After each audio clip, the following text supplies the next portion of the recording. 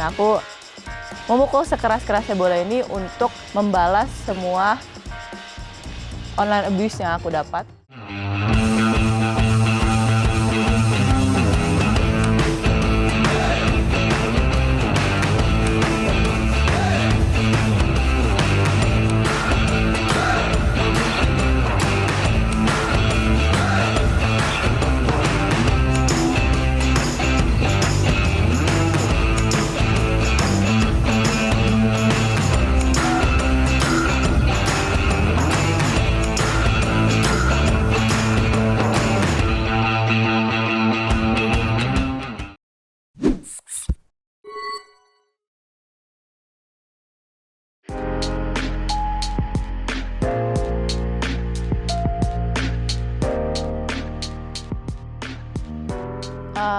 Aku mulai main tenis itu umur 5 tahun dan memang aku awal mula dari keluarga tenis. Jadi kakek aku main tenis, papa aku main tenis, sampai kakak pertama aku juga main tenis. Jadi memang aku berkembang, maksudnya grew up in tennis environment. Jadi memang mungkin olahraga pertama yang aku coba itu olahraga tenis. Makanya mungkin dari situ aku mulai menyukai tenis. Dan aku mulai ikut pertandingan-pertandingan nasional, pertandingan kecil dulu, terus nasional, baru internasional. Sebenarnya mereka nggak terlalu yang memaksa banget ya, karena kan ya dulu kan masih kecil kan pasti seneng nyoba hal-hal lain juga. Jadi memang pas waktu SD juga aku pernah ikut olahraga basket, volley, dan memang dari semua olahraga yang aku ikutin, aku paling suka olahraga tenis. Makanya dari situ aku mulai lebih fokus lagi ke tenis. Kenapa aku milih olahraga tenis?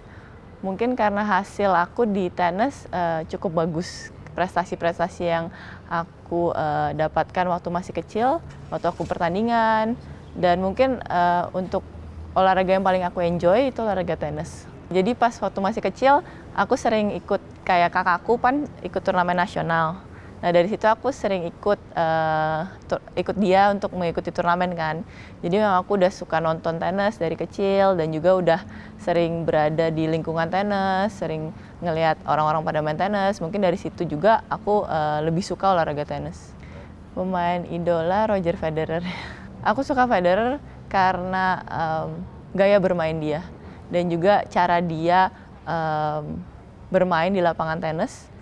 Kayak dia orangnya tenang, nggak yang terlalu emosi, dan juga cara dia bermain itu klasik, nggak yang ribet gimana gitu, dan gayanya pun juga enak dilihat.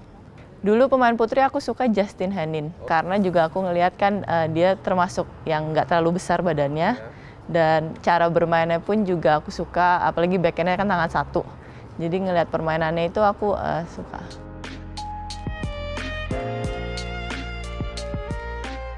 Baru menjuarai turnamen WTA di Bogota, WTA 250, dan juga kemarin ini aku sempat menjuarai ITF 100K di Charleston, South Carolina. Aku memang rencana mengikuti pertandingan itu bersama Asra Sharma. Jadi kita memang sudah janjian 1 bulan sebelum pertandingan untuk bermain double di sana. Dan itu pertama kalinya aku bertanding di Bogota, dan memang kondisinya itu bisa dibilang sulit untuk bermain tenis karena Bogota sendiri itu high altitude. Jadi bolanya melayang-melayang dan juga sulit untuk bernapas di sana. Dan pas kita bermain di babak pertama, itu kan karena aku dan Asra bermain pertama kalinya bersama. Dan pas kita bermain babak pertama, itu kita bisa langsung klop. Jadi nggak butuh waktu banyak untuk menyesuaikan permainan kita. Dan memang kita bermain cukup bagus di turnamen itu, dan akhirnya kita bisa masuk ke babak final dan bisa menjuarai turnamen di Bogota. Yang di South Carolina aku bermain sama pemain Poland, itu pun juga namanya Katarzyna Kawa. Itu juga pertama kali kita bermain ganda, tapi di turnamen itu memang kita diunggulkan sebagai unggulan pertama. Dan aku juga cocok bermain dengan dia walaupun itu pertandingan pertama kita bersama, tapi kita udah saling klop di turnamen tersebut. Dan di babak final kita bertemu dengan pasangan Amerika yang sudah menjuarai 3 turnamen sebelumnya. Jadi mereka memang lagi winning streak, dan di babak final kita bisa menang melawan mereka dan bisa menghentikan winning streak mereka.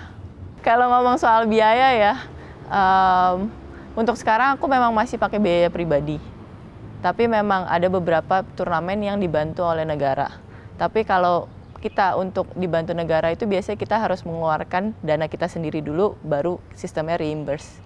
Jadi kadang-kadang kita nggak tahu mana yang di reimburse sama negara, mana yang enggak. Jadi semua butuh pengorbanan, dan untuk bermain di profesional tenis itu nggak murah karena kan kita harus bertanding sekitar 20-30 turnamen setiap tahun ya. Dan pertandingannya pun itu nggak hanya di satu tempat, jadi juga butuh biaya pesawat, biaya hotel, makan semua. Jadi memang biaya untuk mengikuti turnamen profesional itu nggak murah. Biasanya prize money mah cuman buat bayar tiket atau hotel. Kecuali kalau bisa bermain di Grand Slam, nah itu lumayan prize money-nya memang.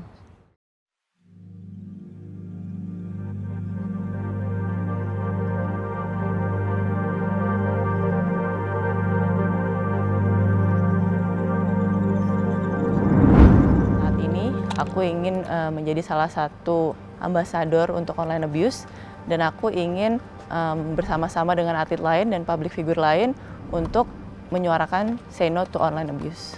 Aku menyuarakan say no to online abuse ini karena awalnya aku juga sebagai victim, aku juga sebagai penerima online abuse, dan aku melihat semakin banyak atlet, public figure, maupun masyarakat biasa yang mendapatkan online abuse. Karena kan kita tahu kalau sekarang mengakses sosial media itu sangat gampang. Dan juga banyak orang yang salah mengartikan antara kritik dan online abuse. Jadi online abuse, kalau kritik itu kan membangun, memotivasi. Kalau online abuse menjatuhkan, meremehkan. Makanya itu aku ingin orang-orang tahu kalau online abuse itu hal yang tidak wajar, dan aku mau bersama-sama kita bisa memberantas online abuse ini. Memang aku menyuarakan online abuse ini juga untuk membantu junior-junior sekarang yang lagi mau berkarir di tenis ataupun di olahraga lain.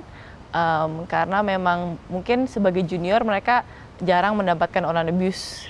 Contohnya kalau misalnya tiba-tiba baru mulai berkarir di tenis, baru mulai ikut pertandingan, terus tiba-tiba ada orang yang melakukan online abuse ke mereka. Dan pastinya kan mereka masih sangat muda dan belum tahu hal-hal ini. Dan ya pastinya sangat menjatuhkan mental mereka ya. Aku ingin supaya atlet-atlet junior kita bisa memiliki mental yang kuat dan bisa tahu bagaimana cara melawan online abuse ini. Karena kan sebagai atlet kita udah banyak tantangan di dalam maupun di luar lapangan. Di dalam lapangan kita harus latihan, harus fokus. Di luar lapangan kita harus bisa disiplin, menjaga kesehatan, menjaga makan, recovery. Dan sekarang juga kita diuji mentalnya dengan adanya online abuse ini. Online abuse ini udah ada udah lama ya di dunia tenis, dan juga menurut aku bukan hanya di olahraga tenis tapi juga di olahraga lain, dan juga bukannya semakin berkurang tapi semakin banyak online abuse ini. Biasanya aku mendapatkan online abuse ini saat berkompetisi. Seringnya sih kalau misalnya dalam kompetisi aku kalah, nah itu biasanya orang-orang banyak yang nge-DM di sosial media. Nah, tapi kalau menang itu jarang ya, cuman ada beberapa kali. Contohnya ya, kayak misalnya kalau habis bertanding itu, kok kalah terus sih? Udah nggak usah main tenis lagi. Ngapain capek-capek main tenis? Dan kebanyakan yang melakukan online abuse itu adalah orang-orang yang nggak tahu pengorbanan kita sebagai atlet, nggak tahu gimana cara kita sampai saat ini, dan mereka biasanya kadang-kadang suka iseng aja gitu ngasih pendapat. Tapi mereka nggak berpikir hal lain setelah memberi pendapat itu. Dan ternyata aku sharing juga ke teman-teman tenis, ke teman atlet lainnya, dan mereka juga sering kena ya dibilang bullying gitu. Jadi ya memang kalau nge-share ke teman-teman gitu, misalnya mereka memberikan saran yang, oh aku juga pernah nih kena begini. Jadi kan seenggaknya kita mempunyai teman untuk nge-share, dan juga mereka juga kadang-kadang memberikan saran juga. Aku memukul bola yang ada tulisannya kata-kata online abuse yang sering aku terima di sosial media, contohnya seperti 2 bola ini, dan aku memukul sekeras-kerasnya bola ini untuk membalas semua online abuse yang aku dapat, dan juga aku melakukan kampanye di sosial media aku dengan hashtag Say No to Online Abuse. Mari kita menyuarakan kampanye ini agar bisa membantu atlet, public figure maupun orang lain dalam memberantas online abuse.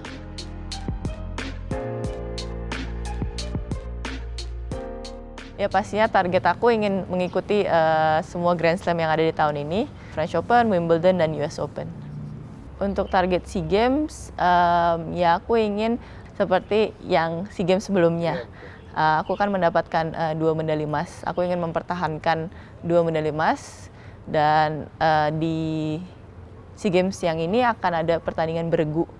Jadi ya semoga kita bisa mendapatkan medali emas juga di event bergu. Kalau menurut peringkat, saingan terberat ada di Filipina. Iya, ada satu petenis junior yang lagi naik daun dan dia latihan di Rafael Nadal Academy. Untuk yang tunggal itu memang peringkatnya nggak terlalu jauh ya antara Eala dan juga ada pemain Vietnam sama Thailand dan aku. Jadi memang mungkin kita berempat akan yang difavoritkan untuk masuk semifinal. 5 tahun ke depan ya pastinya aku masih ingin terus berkarir di tenis dan aku ingin bermain di semua Grand Slam, ya kalau bisa pun juga masuk top 10 di single ataupun di double.